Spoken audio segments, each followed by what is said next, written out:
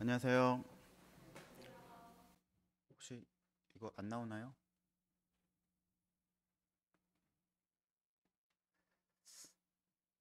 네. 지난주 금요일인가요? 그때 다들 이제 겨울 잠바를 벗고 이제 봄 잠바를 입고 오더라고요.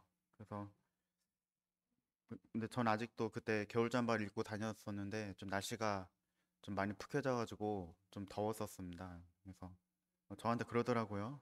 왜 저기 더워 죽겠는데 왜 겨울 잠바 입고 다니냐고 그 얘기 하길래 제가 씩 웃으면서 이렇게 얘기를 했습니다. 안사는 4월 중순까지는 겨울잠만 벗으면 안 돼. 라고 했는데 오늘 이렇게 추워진 것을 보니까 예, 정말 그런 것 같아요. 네. 네. 됐나요?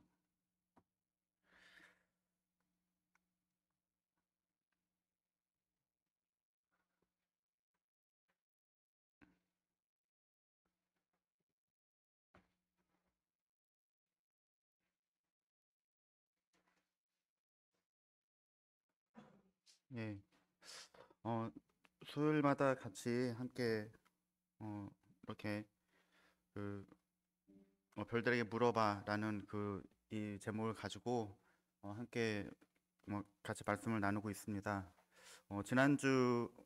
지난달에는 세 번째 궁예에 대해서 천갈궁에 대해서 고난의 주 예수 그리스도를 나타내는 천갈궁에 대해서 같이 나눴었고요. 전갈자리입니다.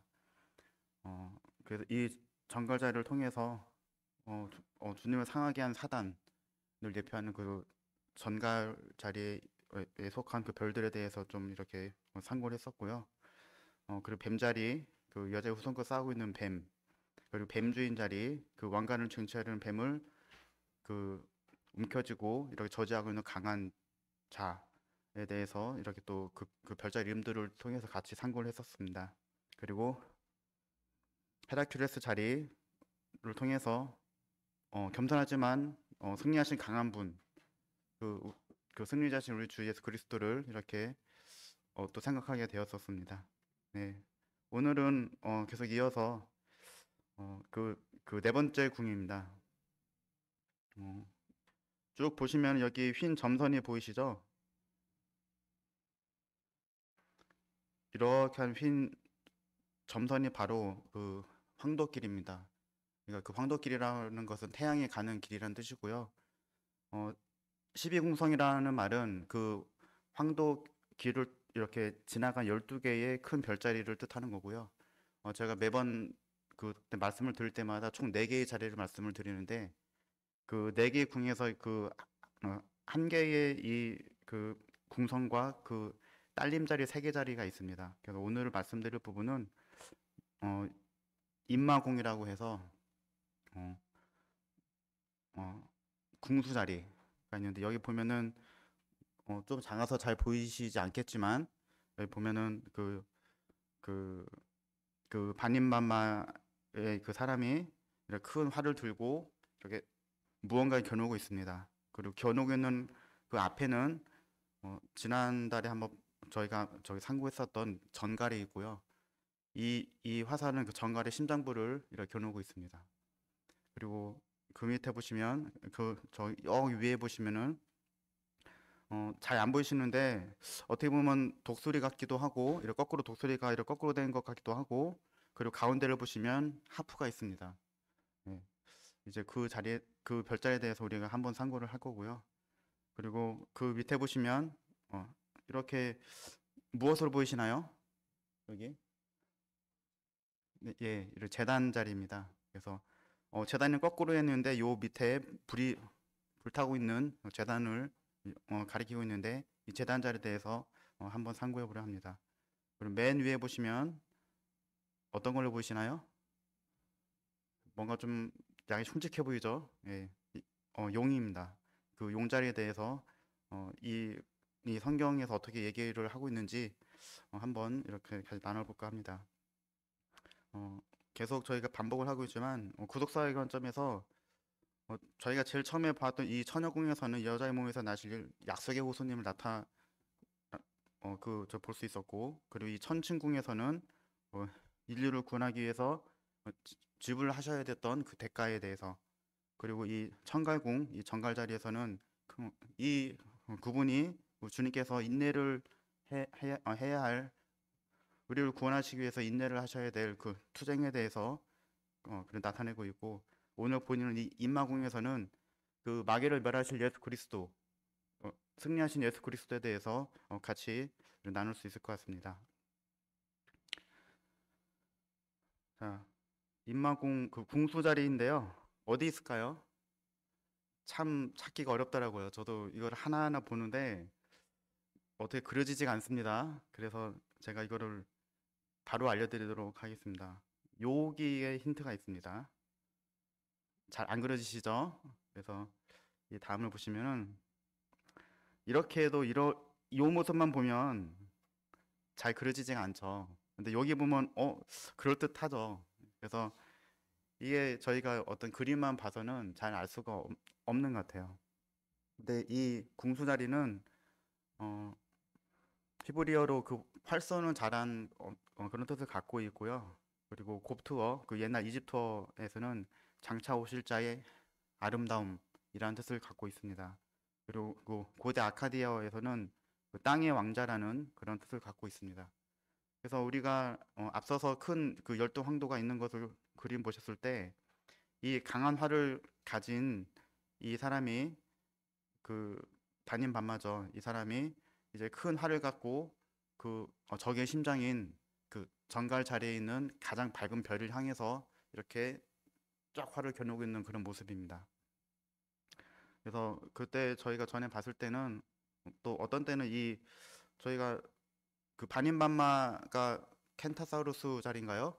제일 처음에 저희 제일 첫 번째 시간에 그 선녀 자리에서 나왔던 그 반인반마는 어떤 주님의 그런 어떤 멸시받으심을 또한 나타내고 있다고 그렇게 말씀을 드렸던 것 같은데, 오늘 이 반인반마는 이제 주님의 그런 승리를 나타내고 있습니다.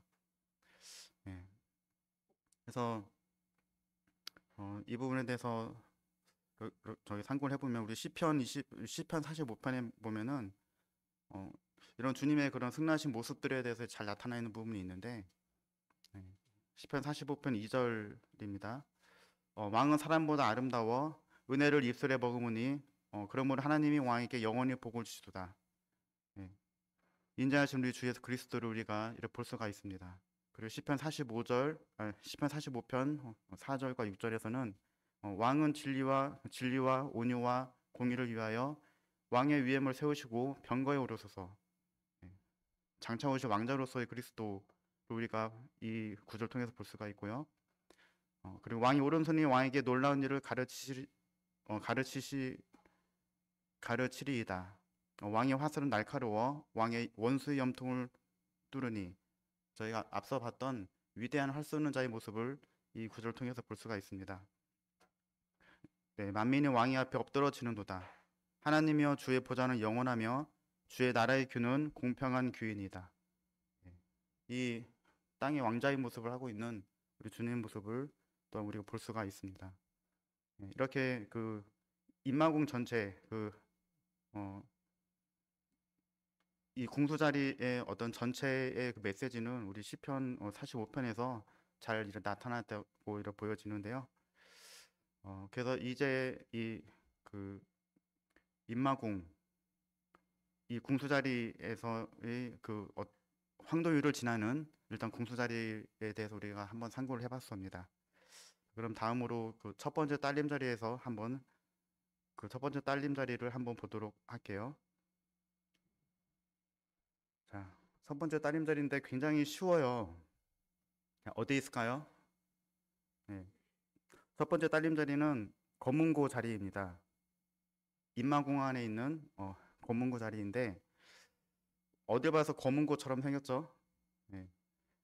잘 그려지지 않으실 거예요. 네. 이렇게 보면은 이 밝은 별 베가라고 저기 별이 있는데 우리가 잘 알고 있는 직녀성이라고도 합니다. 네. 왜 그 견우와 직녀 얘기 아시죠? 그 우리나라에서는 견우와 직녀라고 해서 그 옛날에 하늘에 그 얘기를 제가 잠깐 이렇게 말씀을 드리면 제 기억에 잘 맞나 모르겠어요. 그 하늘에 그 견우라는 소를 굉장히 잘 치는 그런 사람이 있었고, 그리고 직녀라고 해서 그 배틀을 직무를 잘 옷을 잘 만드는 그런 직녀가 있었는데, 옥황상제가 이 둘을 결혼을 시켰답니다. 그래서 이렇게 같이 이렇게 잘 사는데, 근데 이렇게 결혼을 했는데 그 하라는 그 자기를 잘 저기 등한시하고 그 둘이만 너무 좋아하는 거예요. 일단 뭐 신혼부부니까 그럴 수 있겠죠. 예. 아, 저기 그래서 너무 자기를 등한시하길래 이제 동쪽과 서쪽으로 이렇게 나눠놨습니다. 그래서 이 견우와 직녀는 1년에 한 번밖에 못 만나는 거예요.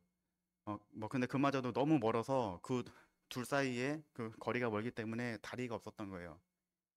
그래서 까마귀들과 이제 그 새들이 그, 그 다리가 돼줘가지고 그 가운데서 만나는 데가 오작교라고 하죠. 그래서 7월 7석에 한 번 만나는 날이 그 견우와 직녀가 만나는 날인데, 그래서 너무 이제 슬퍼가지고 또 다시 헤어질 때 너무 슬플 거네요.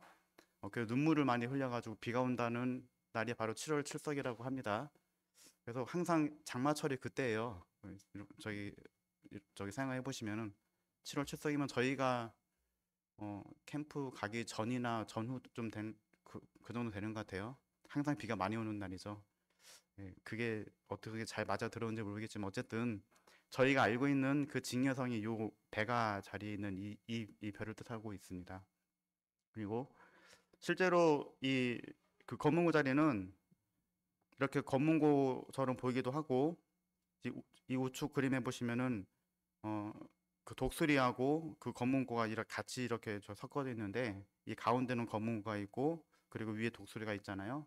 그래서 그 많은 천문학자들이나 이렇게 그 별자리에 대해서 연구했던 사람들이 이렇게 같이 부르기도 한답니다. 근데 다음 장 보시면 아마 더 잘 아실 수 있을 텐데, 일단 이 그 휘랍 신화에서는 이 검문고가 있는데 하프라고 부르죠. 이제 뭐 그쪽 나라에서는. 그래서 이 검문고는 하프 모양을 하고 있는데, 그 휘랍 신화에서는 아폴로스가 오르페우스에게 이 하프를 선사했다는 거예요. 그래서 이 오르페우스는 그 바다를 잔잔케 하고 산들을 메워시키는 이 하프를 켬으로써 이제 그런 어떤 놀라운 일들을 할 수 있었다고 합니다. 그래서 그의 음악에 그 강물도 흐름을 멈추고, 그리고 고통당하는 사람도 자기의 통증을 잊었다고 해요. 하여튼 이것은 뭐 어쨌든 이것은 지어낸 이야기일 뿐입니다. 사람들은 이렇게 동서양을 막론하고 서로 다른 이야기들을 지어내고 있는데, 실제로 이 검문고 자리의 각 자리들이 어떤 뜻을 갖고 있는지 한번 보겠습니다. 아까 이 직녀성이라고 하죠. 이 베가라는 이 별은 주께서 찬양을 받으시리로다라는 뜻을 갖고 있습니다. 그리고 요 쉐리악이라는 이 별은 독수리라는 뜻을 갖고 있고요. 그리고 이 수라파트라는 요 별은 상승하다라는 그런 별을 그 뜻을 갖고 있습니다. 네, 그래서 이것을 봤을 때 이 아까 우리가 처음에 봤던 인마공의 그 어떤 궁수가 그 활을 쏘고 그 왕자로 오는 그것을 찬양하는 그런 하프, 그 어떤 검문고 자리가 되겠고요. 그래서 주께서 당연히 이제 그 사단을 그 멸하시기 위해서 오셔서 이제 그 사단의 심장에 그 활을 쏘시고 이제 그것을 위해서 우리는 찬양을 들을 수 있잖아요. 그래서 이 자리는 바로 그런 자리입니다. 예, 우리가 이 하프로부터 나오는 그 찬양의 주제에 대해서 우리가 한번 생각을 해볼 수가 있을 것 같아요. 그래서 찬양에 대한 우리 성경 구절들을 한번 이렇게 찾아보면, 출애굽기 15장 1절에 보면 내가 여호와를 찬송하리니 그는 높고 영화로우시며, 이 말씀 우리가 잘 아시는 말씀이지만 이스라엘 백성이 그 출애굽을 해서 그 바다를 건넌 다음에 이제 너무 기쁨에 넘쳐가지고 하나님께 찬양의 노래를 부르는 그런 광경입니다. 예, 그와 동일하게 예, 우리 계시록 5장 9절 말씀 보면 그들이 새 노래를 불러 이르되 두루마리를 가지시고 그 인봉을 떼기에 합당하시도다. 일찍이 죽임을 당하사 각 족속과 방언과 백성과 나라 가운데에서 사람들을 필요해서 하나님께 드리시고, 예. 이스라엘 백성들이 애굽의 압제에서 이제 노예에서 해방됐던 것처럼, 이제 그때 그 찬송의 노래를 이렇게 불렀던 것처럼, 이제 우리 요한계시록에서 보면 이제 우리의 그 죄의 속박에서 참 사단과 함께 그 영원한 지옥에 갈 수밖에 없었던 참 불쌍한 우리 영혼들이 이제 하나님께서 우리를 사랑하신 이제 그 사랑으로 말미암아 참 우리 일찍이 죽임을 당하신 우리 주 예수 그리스도를 통해서 이제 그 사람들을 필요로 해서 하나님께 드렸다. 이것으로 인해서 우리는 예, 하나님께 찬양을 드릴 수 있는 것이고, 13절 말씀을 보면 보좌에 앉으신 이와 어린 양에게 찬송과 존귀와 영광과 권능을 세세토록 돌릴지어다 하니, 그래서 이 건문고 자리는 그 오르페우스의 하프 음악이 우리로 하여금 참 고통을 잊게 하고 참 슬픈 가운데서도 웃음을 자아내게 하지만, 실제로 우리는 참 우리 주님께서 우리를 위해서 죽으심을 기억할 때마다 참 그 모든 것을 다 뛰어넘는 참 그런 즐거움을 찾을 수가 있습니다. 네. 그래서 이 오르페우스보다 그 어떤 과장이 아무리 지나쳐도 사실 우리가 참 우리 주님을 생각했을 때 얻게 되는 그런 어떤 즐거움의 반의 반도 참 되지 않을 것 같아요. 예. 그래서 이 건문고 자리는 이제 참 우리 주님께 대한 찬양을 뜻합니다. 우리 주님에 대한 승리에 대한 이제 저기 찬양이 되겠죠. 예. 다음 별자리를 보시겠습니다. 자, 이쪽 보시면 어디 있을까요? 살짝 표시가 되어 있는데 잘 안 보이시죠? 여기 위에 H자로 이렇게 되어 있지 않습니까? 여기가 바로 이 제단 자리입니다. 그리고 이 제단 자리를, 이 별을 좀 더 크게 이렇게 사진을 찍은 건데 어디에 있을까요? 어디 있을까요? 예, 여기 있습니다. 이렇게 있죠. H, 자 이렇게 있죠. 이게 제단 자리라고 그래요. 그래서 이 위치는 이렇게 그 별들에서 조금 멀리 떨어져 가지고 제일 아래쪽에 캄캄한 부분에 이렇게 불이 활활 타오르고 있고 있습니다. 그래서 이 뜻들을 한번 이렇게 기억을 해보면, 헤라빈들은 요 단어를 저주, 천벌의 의미로 이렇게 사용을 했다고 그래요. 그리고 아랍인들은 이 알무감라라고 해가지고 완성, 마침의 그런 의미를 이렇게 그 뜻을 갖고 있다고 합니다. 그래서 이 제단은 이제 그 저주가 그 무서운 적들에게 놓여 있고, 이제 이 원수는 장차 그 마귀와 그 사자들을 위하여 예비된 영양불에 이제 던져질 것을 나타내주고 있는 것입니다. 예.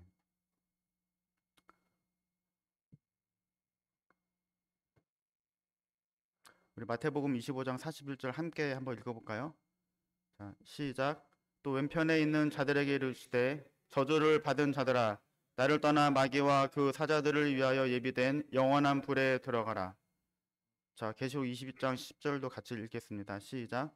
또 그들을 미혹하는 마귀가 불과 유황못에 던져지니 거기는 그 짐승과 거짓 선지자도 있어 세토록 밤낮 괴로움을 받으리라. 네. 이 그 제단 자리는 주님을 떠나서 마귀와 그 사자들을 위하여 예비된 그 영원한 불에 들어가는 이제 그 불을 나타내고 있고요. 이제 그 마귀가 이제 그들 미혹하는 그 마귀가 불과 유황못에 던지지는 이제 그 제단을 뜻하고 있습니다. 이제 거기서 그 짐승과 거짓 선지자도 있어서 세세토록 밤낮 괴로움을 받으리라. 여기 보면 또 거짓 선지자도 있는데 우리 해성 보시면은 저기 별들이 막 유리하고 떠돌잖아요. 그래서 우리 성경에 보면 그 그 어떤 유리하는 별들과 같이 떠돈다고 이렇게 그런 말씀을 우리가 또 볼 수가 있는데 참 어떻게 보면 참 그런 성경의 각 구절 구절 하나 하나가 참 어떻게 이렇게 딱딱 들어맞을 수가 있고 어떻게 이렇게 딱딱 맞을 수가 있을까라는 그런 생각을 하게 되는데 참 그렇기 때문에 하나님께서 이 하늘의 모든 별들의 이름을 다 부르셨다는 그 말씀이 정말 맞구나라는 그런 생각을 하게 됩니다. 네. 우리 그 제단 자리에 관해서 이 그 제단에 활활 타는 불은 어떤 검은고자에서 보았던 그 어떤 개선의 찬송 후에서 나타나는데 이 찬송이 바로 이 시편 21편 8절에 13절 이하에도 같이 나타나 있습니다. 우리 함께 이 시편 말씀 읽어보도록 할게요. 시작. 왕의 손이 왕의 모든 원수들을 찾아내미며 왕의 오른손이 왕을 미워하는 자들을 찾아내리로다. 왕이 노하실 때에 그들을 풀무불 같게 할 것이라. 여호와께서 진노하사 그들을 삼키시리니 불이 그들을 소멸하리로다. 왕이 그들의 후손을 땅에서 멸하며 그들의 자손을 사람 중에서 끊으리로다. 비록 그들이 왕을 해하려 하여 음모를 꾸몄으나 이루지 못하도다. 왕이 그들로 돌아서게 하며 그들의 얼굴을 향하여 활시를 당기리로다. 여호와여 주의 능력으로 높임을 받으소서. 우리가 주의 권능을 노래하고 찬송하게 하소서. 아까 우리가 같이 나눴던 그 각 별자리에 의미하는 내용들이 이 성경 구절에 하나씩 다 나있는 너무 신기하지 않으신가요? 네. 우리 하나님께서 이 모든 구속 사역을 계획하시고 이 하늘의 모든 별들 가운데 그 각각의 별들의 이름을 주실 때에 그 땅은 사람에게 맡겼을지라도 하늘은 여호와의 것이로라는 말씀대로 그 각각의 별들의 이름을 통해서 그 구속 사역을 이렇게 계획하시고 그 이렇게 펼쳐놓으신 것입니다. 예. 그 위에 여기 풀무불 나왔고 이제 그들의 왕을 해하려 하여 음모를 꾸몄으나 이루지 못하였도다. 우리가 이 성경 통해서 너무 잘 알고 있는 사실들이죠. 왕이 그들로 돌아서게 하며 그들의 얼굴을 향하여 활시를 당기리로다. 우리가 그 궁수 자리에서 봤던 그 모습을 우리가 기억할 수가 있습니다. 네. 이제 그 모습도 우리가 다 봤을 때에 이제 구원받은 우리는 여호와여 주의 능력으로 높임을 받으소서. 우리가 주의 권능을 노래하고 찬송하게 하소서라는 찬송의 이 찬송시를 들을 수 있는 거죠.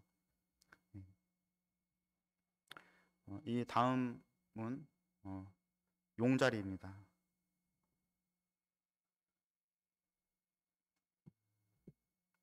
이렇게 있죠. 이런 용자리가 있고 이런 머리가 있습니다. 이 옆에 한 번에 볼 수 있도록 이렇게 용이 이렇게 있는데 이 드라코라는 이 용이 우주 무대에 이제 등장함으로써 이 예언적 드라마의 1막이 끝납니다. 각 막은 총 3막까지 있는데 각 막은 그 4개의 그 별자리 그 4개 궁이죠. 예, 이렇게 저희가 총 4개 궁을 다 오늘까지 봤는데 그래서 첫 번째 1막이 끝났는데요. 근데 이 1막, 2막, 3막이 앞으로 보게 될 또 4개의 별자리들은 그 4개 궁성들은 다 비슷한 주제로 끝을 내게 됩니다. 네. 1막에서는 이렇게 용이 내어 쫓기는 것으로 끝나고 2막에서는 바닥에 뭐는 캐투스라고 하는데 고래라고도 해요. 그래서 이렇게 그 캐투스가 묶임을 당하는 것으로 끝나고 그리고 3막에서는 옛뱀 히드라가 죽임을 당하는 것으로 결말을 맺고 있는데 제가 금방 말씀드렸던 그 이 내용들은 요한계시록에도 나와 있죠. 그래서 하나님께서 그 많은 성경 기자를 통해서 참 구분의 말씀을 하시고 이제 그 모든 말씀들을 또 별자리에다가 이렇게 기록해 넣으셨다는 사실이 너무 놀라운 것 같아요. 자,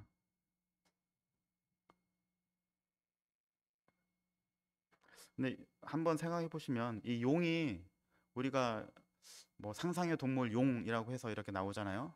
근데 너무 리얼하게 어떤 그렇게 묘사가 되지 않습니까?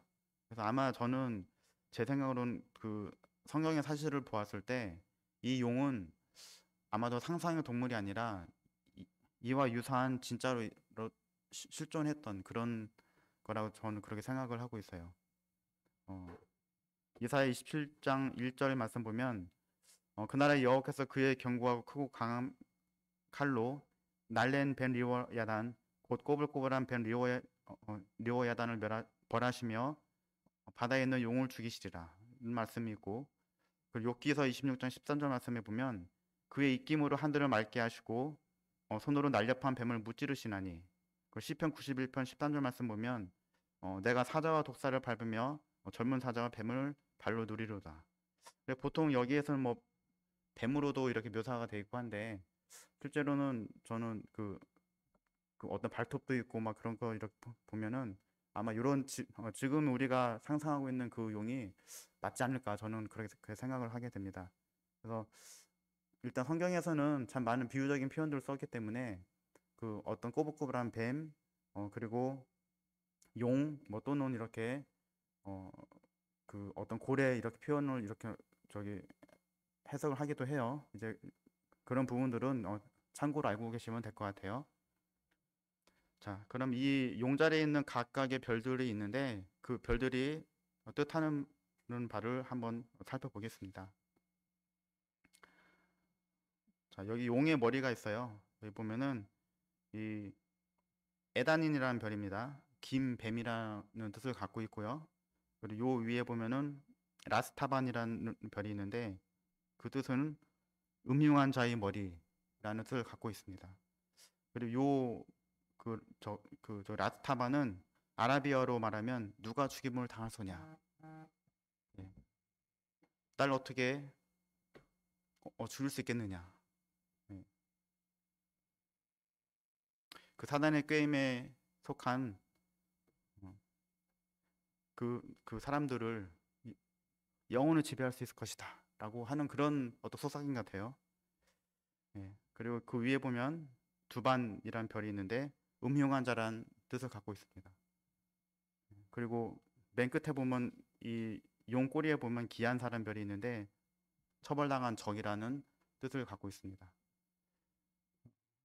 그래서 그 용자리 이 드라코는 히라보 그리스어로 짓밟히다는 그런 의미를 갖고 있어요. 예. 이제 그 얘기는 또 히브리어 다라크라는 말과 그 뜻이 일맥상통합니다. 그래서 우리가 생각하기에 이 용은 굉장히 힘세고 그럴 것 같은데 실제로 그 용자리를 뜻하는 이 별자리의 의미는 짓밟히다의 의미입니다. 그래서 우리가 이것을 볼 때에 이 사단의 세력은 참 영원하지 못하고 참 누가 죽임을 당하소냐라고 하면서 그 용을 봤을 때 우리는 두려워할 수 있지만 참 그러나 우리 참 주님께서 이 사단의 세력을 멸하셨다는 사실을 우리는 참 기억하게 되고 참 감사가 됩니다. 아, 그리고 참고로 요 어디죠? 두반이란 별을 보이시죠? 지금 우리가 북극성이라고 하면 어떤 별로 알고 계신가요? 뭐 그냥 북성 하나로 알고 계시죠? 근데 그 지금 우리가 이렇게 알고 있는 북극성은 폴라리스라는 별이라고 하고, 왜 보면은 그 북극성을 기반으로 해서 이렇게 사진을 계속 연속으로 이렇게 찍으면은 그 북극성 중심으로 별이 삑삑을 다 이렇게 돌고 있는 것을 우리가 이렇게 보실 수가 있는데 어떻게 보면 거기가 고정점이에요. 그래서 옛날에는 뭐 지금처럼 어떤 인공위성이나 GPS가 없었던 시대에는 그 북극성을 놓고 어떤 위치를 어떤 비행기를 타고 갈 때나 그 어떤 저기 배를 타고 갈 때 그 자기 위치를 알 수 있는 중요한 좌표가 됐다고 그래요. 딱 고정돼 있으니까요. 예. 근데 이게 약 몇천 년 전에는 요 두반이란 별이 지금 우리가 알고 있는 그 폴라리스의 별처럼 이 두반이라는 별이 북극성이었다고 그래요. 저는 이 사실을 또 이렇게 보게 되면서 아마 이때는 분명히 지금은 우리는 은혜의 시대잖아요. 근데 이 두반이라는 별은 이 용자리에 있습니다. 그래서 그것을 볼 때에 이건 제 개인적인 사견입니다. 은혜의 시대가 와서 이제 은혜 시대에는 이 별이 아니거든요. 그 폴라리스라는 작은 곰자리에 있는 별인가 이렇게 그렇게 알고 있는데 그 별이 지금 북성으로 알고 있고 이때는 예전에는 은혜 시대 전에는 이 바로 두반이라는 별이 우리의 북성이었던 사실은 또 뭔가를 알게 해주는 것 같지 않습니까? 예. 은혜 시대 전에 우리는 정말 사단의 노예였다는 그런 아 그래서 그럴 수 있겠구나라는 그런 생각을 한번 해보게 되었습니다. 네. 우리 계시록 12장 9절과 10절 말씀 함께 읽어보도록 하겠습니다. 시작. 큰 용이 내쫓기니 옛뱀 곧 마귀라고도 하고 사탄이라고도 하며 온 천하를 꿰는 자라. 그가 땅으로 내쫓기니 그의 사자들도 그와 함께 내쫓기니라. 내가 또 들으니 하늘에 큰 음성이 있어 이르되 이제 우리 하나님의 구원과 능력과 나라와 또 그의 그리스도의 권세가 나타났으니 우리 형제들 참수하던 자, 곧 우리 하나님 앞에서 밤낮 참수하던 자가 쫓겨났고, 예.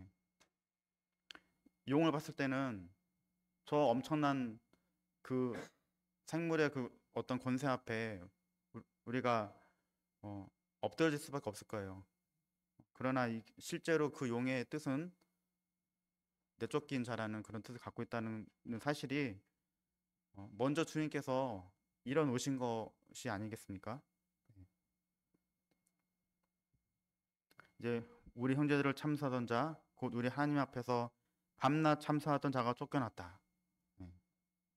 참 너무 감사가 되는 것 같아요. 지금까지 말씀드린 사항들을 한번 간단히 정리를 해봤습니다. 임마궁 궁수자리는 그 마귀를 멸하신 예수 그리스도를 뜻하는 하늘의 별자리입니다. 그 궁수자리는 그 단견의 활을 가진 그 사수의 모양을 하고 있고 그것은 승리하신 구속자를 뜻하고 있습니다. 그리고 검문고 자리에서는 이제 그 승리하신 구속자를 통해서 참 그분을 위해 드리는 찬양, 그 수금과 검문고를 뜻하고 있고 그리고 제단 자리에서는 이제 그 마귀의 그 사자들을 위하여 예비된 심판, 그 제단 그 타오르는 장작 더미를 통해서 이제 심판을 의미를 하고 있습니다. 네, 그리고 용자리는 그 엄청난 힘을 가질 것 같은 그 용이 내어 쫓겼다라는 사실입니다. 이제 그 패전으로 쫓겨난 그 사단을 보면서 우리는 진정 하나님께 감사할 수가 있는 것 같아요.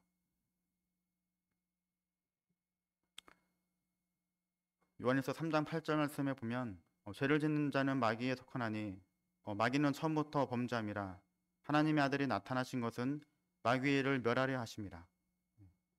이 말씀이 너무 저한테 이 말씀 보면서 너무 와닿았습니다. 죄를 짓는다는 그 말의 어원을 살펴보면 그 화살을 쏘는데 그 화살이 관역을 벗어난다는 그런 의미를 갖고 있대요. 그러니까 어떤 말이냐면 그 목적이 다른 방향으로 가는 것이 범죄라는 뜻이죠. 예, 죄라는 뜻이죠. 우리는 그 하나님과 함께 교제하기 위해서 이렇게 교제의 대상으로 어떤 사랑의 대상으로 지으심 받았다는 것을 우리는 성경을 통해서 알 수가 있습니다. 근데 우리 그 사단이 우리를 깨어서 하나님과의 교제에서 멀어지게 했고 이제 그 사단의 그 노예로 전락하게 됐는데 이제 하나님 아들이 나타나신 것은 이 마귀를 멸하려 하십니다. 이 말씀을 보면서 이 그 하늘에 있는 모든 그 어떤 별들의 그 이야기를 보면서 정말 하나님께 우리를 정말 크게 사랑하시구나라는 생각하게 되었습니다. 히브리서 2장 14절 18절 말씀인데요. 여기 같이 한번 읽어볼까요? 시작. 자녀들은 혈과 육에 속하였음에 그도 또한 같은 모양으로 혈과 육을 함께 지니심은 죽음을 통하여 죽음의 세력을 잡은 자 곧 마귀를 멸하시며 또 죽기를 무서함으로 한평생 매여 종로로 타는 모든 자들을 놓아주려 하심이니 이는 확신이 천사들을 오직 아브라함의 자손을 붙들어 주려 하심이라. 그러므로 그가 범사의 현자들과 같이 대심이 마땅하도다. 이는 하나님의 일에 자비하고 신실한 대제사장이 되어 백성의 죄를 속량하려 하심이라. 그가 시험을 받아 고난을 당하던즉 시험 받는 자들을 능히 도우실 수 있느니라. 참 우리 주님께서는 하나님과 동등한 분이셨지만 이제 그 같은 모양으로 이 철과 요로 오신 이유는 어, 이 말씀에 있듯이 죽음을 통해서 죽음의 세력을 잡은 자 곧 마귀를 멸하시고 또 죽기를 무서함으로 한평생 매어 종로로 타는 모든 자들을 놓아주려 하심이니. 예. 죽기를 무서워하지 않는 사람이 있을까요? 음. 제가 지난주에도 갑자기 저기 상당한 곳이 있어가지고 그때 장례식에 참석을 했고 어제도 또 갑자기 돌아가신 분이 있어서 그 장례식을 다녀왔습니다. 근데 참 그 장례식을 가면은 한 명은 어떤 사람이었냐면 제 친구였어요. 그래서 뭐 갑자기 직장에서 이렇게 출근해가지고 출장을 가다가 갑자기 심근경색이 와가지고 네, 그래서 이렇게 갔다고 해서 한번 다녀왔었고 어제는 이제 친구 아버지께서 아침 일찍 목욕탕을 가셨다가 저기 넘어지셨나 봐요. 그때 고혈압이 있으셨다고 그래요. 그래서 고혈압 때문에 넘어지셔서 어, 돌아갔다고 그렇게 그런 얘기를 들었습니다. 그래서 그걸 보면서 참 어떻게 보면 굉장히 황망하죠. 예. 우리 여기 계신 분 우리는 다 생명을 갖고 있지만 죽기를 원하시는 분이 있으십니까? 예, 없죠. 그래서 그걸 봤을 때 이 참 죽기를 무서워해서 한평생 매어 종로를 타는 참 우리를 위해서 참 우리 주님께서 이 죽음의 몸을 갖고 있는 이 혈과 육을 지니셨다는 그 사실은 그리고 이제 그분께서 시험을 받아 고난을 당하셨기 때문에 우리 시험 받는 자들을 능히 도우실 수 있다는 이 말씀은 참 큰 위로가 되는 것 같아요. 예. 가장 큰 위로는 아이들한테 저희 딸아이가 막 이렇게 울고 있으면 이렇게 서서 그만해 그만해 하지 않습니다. 그냥 바로 앞에 앉아가지고 일단 눈높이를 맞춰주고 꼭 안아주죠. 그렇게 하면 이제 좀 덜 이렇게 빨리 이렇게 좀 이렇게 잦아드는데 참 우리 주님께서도 우리의 모든 아픔을 다 체휼하셨기 때문에 훨씬 더 우리의 사정을 잘 아시는 분이십니다. 그래서 어, 우리가 아파서 울고 있을 때 또는 어떤 일을 당했을 때 참 엎드러져 있을 때 참 주님께서 다 그런 부분들을 다 체휼하셨기 때문에 다 경험을 하셨기 때문에 우리의 눈높이에서 우리를 충분히 위로하실 수 있다는 사실이 참 큰 또한 위로가 됩니다. 예. 이 말씀을 통해서 참 지금 현재 참 많은 또 어떤 고난 가운데 있고 참 감당하기 어려운 가운데 있으신 분도 있을 거고 그리고 어떤 죄로 인해서 어떤 큰 눌림을 당하신 분도 있을 수도 있습니다. 참 우리가 어,